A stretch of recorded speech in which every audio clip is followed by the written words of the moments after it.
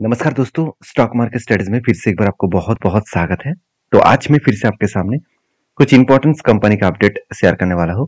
तो वीडियो को पूरा लास्ट तक देखिएगा और अभी तक अपने चैनल को सब्सक्राइब नहीं किया तो जरूर कर लीजिएगा। कंटिन्यूसली इन्फॉर्मेशन और अपडेट्स पाने के लिए चैनल के ऊपर बने रहिएगा।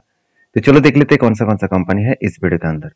फर्स्ट जो कंपनी है जिसके बारे में बात करूँ उसका नाम है RailTel corporation of India limited. तो RailTel corporation of India limited के बारे में बात करूँ तो इस कंपनी कोई छोटा मोटा कंपनी नहीं है। पहली बात, कंपनी 11,250 करोड़ के आसपास इसका मार्केट कैप है और कंपनी का आरओसी आरओई दोनों ही आपको ठीक ठाक एक रेंज में देखने को मिलेगा। अभी कंपनी के ऊपर डेप्थ देखिए, एकदम जीरो डेप्थ है, कोई भी डेप्थ नहीं है। और दूसरी बात, इस कंपनी का जो एनपीए है, सॉरी नेट प्रॉफिट है, वो 187 करोड़ के आसपास है। मतलब कंपनी का जो अभी ग्रोथ जो है वो ग्रोथ किस तरीके से हो रहा है आप देख सकते हैं। क्वार्टरली जो रिजल्ट है वो अगर देखेंगे तो कंपनी का सेल्स हर साल में कंपनी बढ़ाते चले जा रहे हैं। हर साल में कंपनी खुद के प्रीवियस जो क्वार्टरली रिजल्ट है, प्रीवियस जो सेल्स है, उससे भी बढ़ता हुआ देखने को मिले।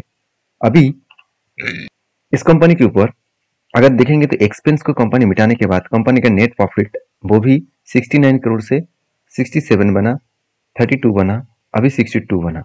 मतलब कंपनी प्रॉफिटेबिलिटी में थोड़ा सा वोलेटिलिटी है। सेल्स तो ठीक है, एक्सपेंस भी ठीक है, कंपनी प्रॉफिटेबिलिटी में थोड़ा सा वोलेटिलिटी इसलिए है क्योंकि बीच में 32 करोड़ बन गया। जहां पे देखा है तो कंपनी का सेल्स ठीक ठाक था और एक्सपेंस थोड़ा सा ज्यादा हो गया था और एक्सपेंस ज्यादा होने के कारण कंपनी का नेट प्रॉफिट जो है वो यहाँ पे थोड़ा सा कम हो गया। तो उसके साथ साथ आधा से इनकम भी कंपनी का कम हो गया था। ये कुछ कारण के वजह से कंपनी का नेट प्रॉफिट थोड़ा सा कम हुआ, तो इसके लिए कोई फर्क नहीं पड़ा। अभी देखिए कंपनी के ऊपर अभी जो फिलहाल के जो सिचुएशन है उस सिचुएशन के बारे में बात करें तो रेलटेल देखिए किस तरीके से ऊपर गया था और उसके बाद देखिए एक रेंज में वो यहाँ पे काम कर रहा था। उसके बाद मैंने आपको ये बताया कि जब भी इस लेवल को ब्रेकआउट करेगा उसके बाद ऊपर जाने के बाद रिटेस्ट करके फिर से अगर ब्रेकआउट करे तो मैं एंट्री लूंगा। तो फिर से ब्रेकआउट तो हुआ नहीं, तो यहाँ पे ब्रेकआउट होने का कोशिश तो कर रहा था मगर ब्रेकआउट हुआ नहीं, तो मैंने इसलिए एंट्री नहीं लिया। और इसी लेवल में जब भी कुछ इस तरीके से रेंज बने उसके बाद अगर ब्रेकआउट ना हो पाए तो एक बिग फॉल दिखेगा। तो मैंने आपको ये भी बताया कि जो करेक्शन हुआ है यहाँ पे जिस तरीके से इस लेवल को ब्रेक डाउन किया है तो दो तरीके से सिनेरियो बनेगा। पहले तो नीचे आएगा और नीचे आने के बाद कहाँ तक आ सकता है, यहाँ पे जो रेंज है 256 जो लेवल है इस लेवल तक आने का वो कोशिश करेंगे क्योंकि यही लेवल कंपनी के लिए स्ट्रांगली सपोर्ट लेवल है। उसके साथ साथ 200 डेज जो ईएमए है, मूविंग एवरेज, ये भी इसका सपोर्ट बनेगा। मतलब दो सपोर्ट यहाँ पे कंपनी को मिलेगा और इस सपोर्ट को फेस करने के बाद यहाँ से बाउंस बैक कर सकते हैं। तो बाकी इस कंपनी के ऊपर आप एक बार जरूर रिसर्च करिएगा क्योंकि एज ए इन्वेस्टर इस कंपनी के ऊपर देखिए म्यूचुअल फंड थोड़ा सा होल्डिंग को बढ़ा दिया और एफएस ने भी खुद के होल्डिंग को बढ़ा दिया। मतलब इंस्टीट्यूशन अच्छा खासा होल्डिंग्स यहाँ पे कंटिन्यू कर रहा है। बाकी इस कंपनी के ऊपर आपके क्या ओपिनियन है जरूर कमेंट्स करके बताना। अभी इस नेक्स्ट जो कंपनी है उसके बारे में बात करें, उसका नाम है फिनोटेक्स केमिकल लिमिटेड। देखिए पहली बात, केमिकल्स कंपनी के जितने सारे केमिकल्स कंपनी है उसका हालत तो खराब है। क्या सही में फिनोटेक्स केमिकल का हालत भी खराब है? चलो देख लेता हूँ। देखिए कंपनी एक स्मॉल कैप टाइप कंपनी है, तो एक चीज को ध्यान रखना, स्मॉल कैप टाइप कंपनी मतलब बहुत हाई रिक्सी कंपनी है, हाई रिक्सी, जहाँ पे रिक्स आपको बहुत ज्यादा देखने को मिलेगा। हाँ, रिवार्ड भी आपको बहुत ज्यादा मिलेगा, मतलब रिटर्न भी आपको बहुत शानदार वो देते हैं और रिक्स भी बहुत ज्यादा देते हैं। क्योंकि अगर मार्केट में मान के चलिए मार्केट अगर 10% गिरे तो इस कंपनी के ऊपर 30% करेक्शन देखने को मिल जाएगा। तो इतनी बड़ी फॉल देखने को मिल जाता है small cap mid cap type company के ऊपर।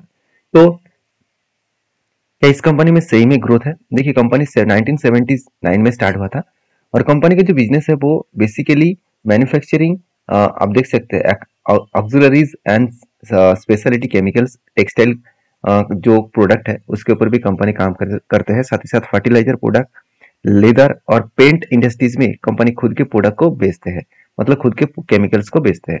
तो कंपनी का जो ग्रोथ है वो पर्सपेक्टिव व्यू से अगर देखा जाए तो कंपनी का ग्रोथ बहुत शानदार दिखेगा।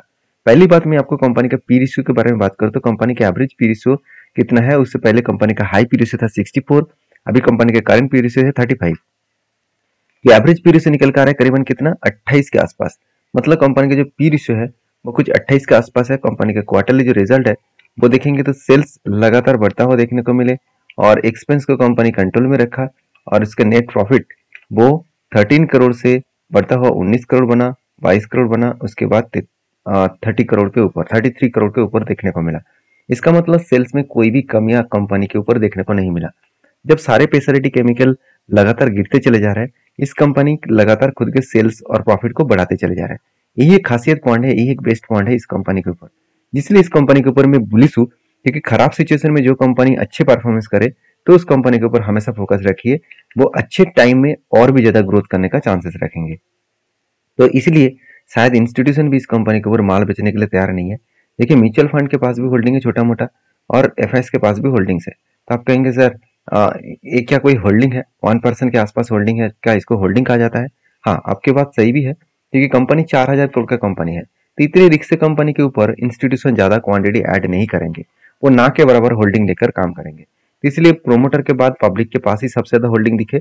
जब कंपनी लार्ज कैप से मिड कैप टाइप कंपनी बन जाएगा, तब आप देखेंगे तो इस कंपनी के ऊपर इंस्टीट्यूशन ही सबसे ज्यादा निवेश करेंगे, क्योंकि इस कंपनी में दम है। क्योंकि इस कंपनी के ऊपर टेक्निकली जो चार्ट पैटर्न बना, फाइनली वो टारगेट को अचीव किया। वो किस तरीके से अचीव हुआ वो देख लीजिए। यहाँ पे क्या बना, एक पहले एक शोल्डर बना, तो एक कप बना, उसके बाद एक हैंडल बना। तो कप विद हैंडल बटन बनने के बाद फाइनली यहाँ पे ब्रेकआउट हुआ, और ब्रेकआउट कंफर्मेशन भी हो गया था। कंफर्मेशन होने के बाद रिटेस्ट किया, उसके बाद देखिए बहुत दिनों तक एक ही रेंज के ऊपर कंपनी ट्रेड किया। तो जब भी कोई कंपनी के ऊपर कंफर्मेशन होता है, तो आपको इंतजार करना है, वो एक बार ना एक बार वो रिटेस्ट जरूर करेगा। तो रिटेस्ट करने के बाद एक ही रेंज के ऊपर वो बहुत टाइम कटा, मतलब बहुत टाइम यहाँ पे उसका कटा। उसके बाद देखिए फाइनली यहाँ पे एक ब्रेकआउट हुआ, और वो भी हाई वॉल्यूम के साथ। इतने दिनों में जितने वॉल्यूम हो रहा था उससे भी कई गुना ज्यादा हाई वॉल्यूम के साथ वो ब्रेकआउट किया। इसका मतलब यहाँ पे बायर बहुत ज्यादा एक्टिव हो चुके हैं, और बायर देखिए उसको धीरे धीरे करके ऊपर लेके गए, और फाइनली यहाँ पे फिर से वॉल्यूम जब कंटिन्यू वॉल्यूम किया, तब यहाँ पे टारगेट अचीव हुआ। तो जो टारगेट निकल का है करीबन 38%, और वो भी 157 डेज। 157 डेज मतलब करीबन करीबन 5 मंथ के आसपास। तो 5 मंथ्स में 38% का रिटर्न मिलना कोई कम है क्या? बिल्कुल नहीं। तो बाकी आपके क्या राय है इस कंपनी के, जरूर कमेंट्स करना, क्योंकि फिलहाल के लिए कोई ट्रेड नहीं है। जब ट्रेड बनेगा मैं आपके साथ जरूर शेयर करूंगा। नेक्स्ट जो कंपनी उसका नाम है आईटीसी। देखिए, आईटीसी के ऊपर सबसे पहले एक डेटा इंपॉर्टेंस मैं आपके साथ शेयर करूंगा। ध्यान से देखिएगा कि बड़े कंपनी में, मतलब large cap blue chip type company के ऊपर एक चीज को नोटिस करना होगा। ये कंपनीज के ऊपर जो सितंबर से लेकर फरवरी तक इस सिचुएशन को अगर देखें, तो सितंबर में जो कंपनी के ऊपर बाइंग किया गया था म्यूचुअल फंड के माध्यम से, अक्टूबर में सेलिंग किया गया, नवंबर में फिर से बाई, दिसंबर में फिर से बाई, जनवरी में फिर से बाई, और फरवरी में फिर से बाई। मतलब कंटिन्यूअसली इस कंपनी के ऊपर क्या हुआ, बाइंग देखने को मिला। तो अच्छा खासा एक बाइंग सिचुएशन यहाँ पे देखने को मिला है। बाकी इस कंपनी के ऊपर जो जो ग्रोथ है, वो ग्रोथ अलग लेवल में हो रहा है। क्योंकि आईटीसी के बारे में बात करना गलत होगा, क्योंकि इस कंपनी हाई ग्रोथेबल कंपनी है। क्योंकि इसका सेल्स के साथ साथ कंपनी का प्रॉफिट को देख लीजिए, 3800 करोड़ से 4100 करोड़, उसके बाद 5080 करोड़ और 5400 करोड़। मतलब एक अलग लेवल का प्रॉफिटेबिलिटी ग्रोथ यहाँ पे देखने को मिले हैं। तो बेस्ट तरीके से एक प्रॉफिटेबिलिटी ग्रोथ यहाँ पे देखने को मिले हैं। तो अभी इस कंपनी के ऊपर एज ए इन्वेस्टर, प्रोमोटर से लेकर एफएसडीएस पब्लिक के बारे में बात करूं, तो म्यूचुअल फंड के पास ही एफएस और डीएस के पास ही सबसे ज्यादा होल्डिंग्स आपको दिखेगा।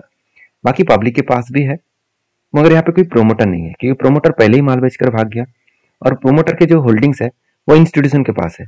तो मुझे बहुत सारे कमेंट्स आते रहते हैं कि सर, प्रोमोटर अगर किसी भी कंपनी के ऊपर नहीं हो तो क्या वो कंपनी खराब हो गया? बिल्कुल नहीं, वो कंपनी कभी भी खराब नहीं हुआ, क्योंकि इंस्टीट्यूशन उस कंपनी के ऊपर बने हुए हैं। इसका मतलब कंपनी में कुछ ना कुछ तो ग्रोथ होने का चांसेस है, इसलिए इंस्टीट्यूशन इतने बड़े क्वांटिटी ऐड करके रखा है। तो हम लोग कितने क्वांटिटी ऐड किया? और म्यूचुअल फंड के बारे में बात करूं, तब डीएस के बारे में देखेंगे तो लाइफ इंश्योरेंस कॉर्पोरेशन ने खुद 15% के ऊपर होल्डिंग करके रखा। साथ ही साथ और भी देखिए बहुत सारे म्यूचुअल फंड कंपनी है, जनरल इंश्योरेंस कंपनी है, द इंडियन एश्योरेंस कंपनी है, एसबीआई निफ्टी 50 ईटीएफ फंड्स है, साथ ही साथ एसबीआई एटीएफ निफ्टी फंड है, और आप देख सकते हैं ओरिएंटल इंश्योरेंस कंपनी लिमिटेड है। इतने सारे कंपनी इस आईटीसी के ऊपर अच्छा खासा होल्डिंग करके रखे हैं। तो मैं जरूर कहूंगा इस कंपनी के ऊपर फोकस रखिए, इस कंपनी के ऊपर स्टडी करिए, उसके बाद काम करिए। क्योंकि इस कंपनी के ऊपर जब मैंने टेल लिया तब एक पैटर्न स्केड हुआ था, वो पैटर्न लंबा जर्नी का एक कप विद हैंडल पैटर्न बना। तो कप बना, उसके बाद एक हैंडल पैटर्न बना, और फाइनली ब्रेकआउट हुआ। ब्रेकआउट होने के बाद वो धीरे धीरे करके ऊपर भी गया, रिटेस्ट किया, नीचे आए, फिर से वो रिटेस्ट करके ऊपर जाने का कोशिश कर रहे हैं। और जो टारगेट निकल कर आ रहा है करीबन 62 रुपीज के आसपास, मतलब एक अलग लेवल का यहाँ पे टारगेट निकल कर आ रहा है। तो जब अगर इस तरीके से टारगेट को अचीव करे तो फाइनली बेस्ट तरीके से टारगेट को वो अचीव करेंगे। तो टाइम लगेगा, तो मैं जरूर इंतजार करूंगा। बाकी आपकी क्या राय है जरूर मुझे कमेंट्स करके बताना। वीडियो अच्छे लगे तो प्लीज लाइक करना। मिलते हैं नेक्स्ट वीडियो में, तब तक के लिए धन्यवाद।